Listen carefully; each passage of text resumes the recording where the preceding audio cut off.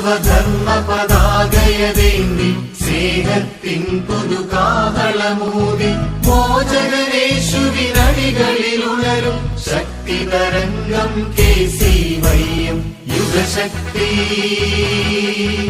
ഇത് യുഗശക്തി. മാനവമോചനരണശക്തി. മനുഷ്യ മനസ്സിലുറങ്ങും ദൈവമഹത്വമുണർത്തും പുതുശക്തി. വിലയിടിയാത്തൊരു വിജ്ഞാനത്താൽ അടിപതറാത്തൊരു വിശ്വാസത്താൽ പൂർണ്ണ മനുഷ്യൻ പൂർണ്ണ സമൂഹം പടുത്തുയർത്തും